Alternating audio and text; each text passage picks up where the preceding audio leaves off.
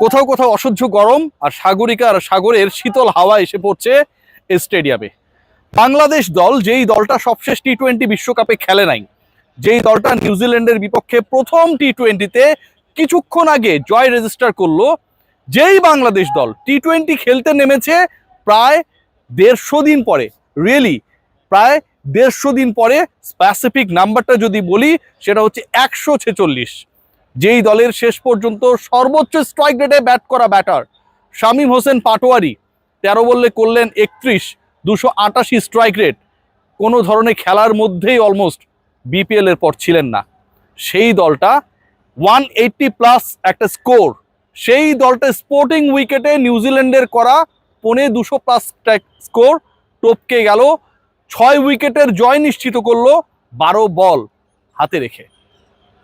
বাংলাদেশের টি-20 বিশ্বকাপ নিয়ে সবচেয়ে আক্ষেপের কারণটা কোথায় জানেন? যে এই দলটার মধ্যে এমন কিছু ক্রিকেটার রয়েছে যারা আসলে ডানে বামে চিন্তা করে না।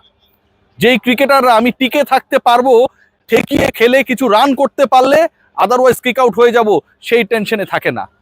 যেই দলের ক্রিকেটাররা লক্ষ্যটা যাই হোক না কেন, জাস্ট একটা এক্সাম্পল যদি দেই, যে লাস্ট 10 ওভার্সে বাংলাদেশের জয়ের জন্য দরকার ছিল 106 রান, হাতে ছিল 7 উইকেট, দুজন ওপেনার আউট হয়ে গেছেন, সাইব এবং তামিম, তারপরে লিটন কুমার দাস, তিনিও বেশিক্ষণ টিকতে পারেন নাই।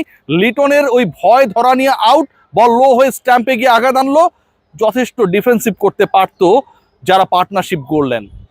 সেই দুজন তাওহিদ হৃদয় এবং তার পার্টনার হিসেবে আমরা যখন ওখানটায় পেলাম পারভেজ হোসেন ইমনকে, যার সবসময়ের পজিশনটা অলমোস্ট ওপেনিং, নাম্বার 4-এর বাংলাদেশের ভরসা হিসেবে আবির্ভূত হলেন, একটা বারের জন্য মনে হয় নাই যে লিটন কুমার দাস আনইভেন বাউন্সের কারণে পরাজিত হয়েছে ঠিক কিছুক্ষণ আগে।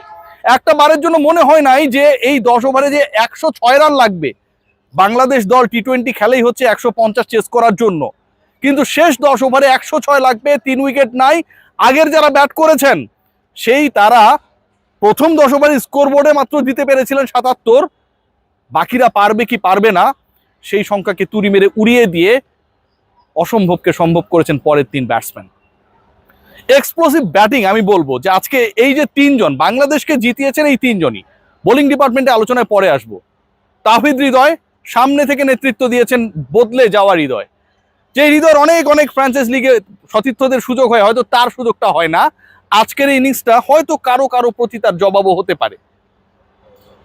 আমাদের তানজিদ তামিমের সাথে ওপেনিং পার্টনারশিপে যাকে আমরা সবচেয়ে বেশি দেখতাম, পারভেজ হোসেন ইমন নাম্বার 4, আর শেষে এসে শামীম হোসেন পাটোয়ারির বল যদি ব্যাটে কানেক্ট করে আর পারভেজ হোসেন ইমনের বল যদি ব্যাটে কানেক্ট করে, ওটা কত দূর যেতে পারে, কত ফোর্সে যেতে পারে, সেটা একটা দারুণ আলোচনা হতেই পারে। কিন্তু সেই আলোচনায় আজকে আমার কাছে মনে হয় যাওয়ার থেকে এই 3 ব্যাটার হৃদয়, ইমন এবং শামীম, তারা যে একটা ইন্টারেস্টিং ঘটনা ঘটিয়েছে সেটা বলাটা বেশি জরুরি।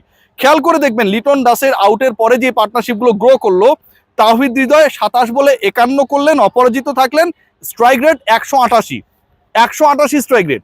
কিন্তু এই 188 স্ট্রাইক রেটে ব্যাট করা তাওহিদ হৃদয় ছক্কা মেরেছেন 3টা, 4 মেরেছেন 2টা, মানে তার ছক্কা মারার রেশিওটা 4-এর থেকে বেশি। 60% স্কোরিং, মানে বাউন্ডারি শটগুলো হচ্ছে ছক্কা।